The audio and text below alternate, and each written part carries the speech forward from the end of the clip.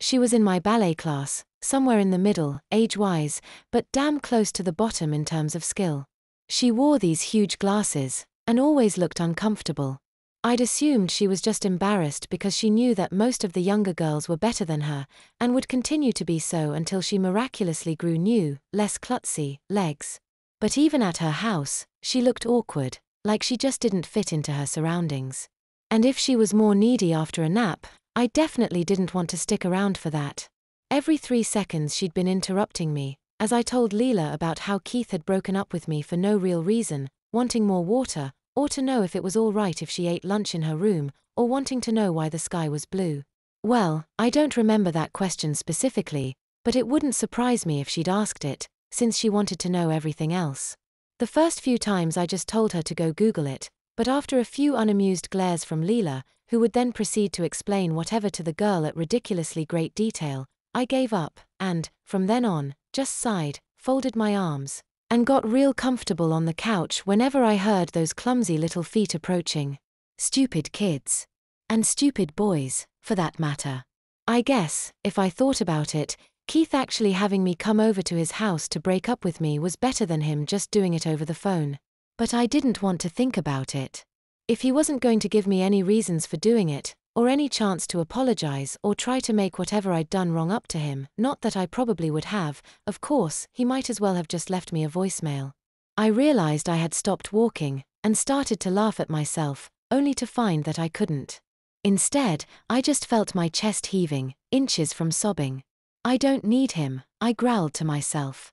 I'm better off without him. I didn't really have a hard time believing that. But it was still a few minutes before I could get myself to start moving again, without feeling like I was going to fall apart. What was so wrong with me that he'd just had to get away? And why did I even care, if this was for the best? I tried to stop, but as I walked slowly back home, my mind kept going returning, unbidden, to the subject. The house was, of course, empty, at least for an hour or two more, depending on when Dad managed to get out of work.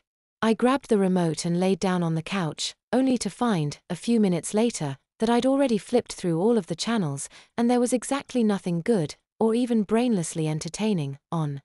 Though the inner debate leading to my decision was quite intense, I ended up not hurling the remote through the television screen before grabbing a Diet Coke from the fridge and closing myself into my room. There was equally nothing interesting to do there, unless I wanted to flip through the books that had been sitting on my shelf probably since I was 8 or 9. I didn't, nor did I have any interest in laying in bed, staring at the ceiling, too much chance of thinking about things I'd rather not, at least if I was just there, in silence. But perhaps with the right accompaniment.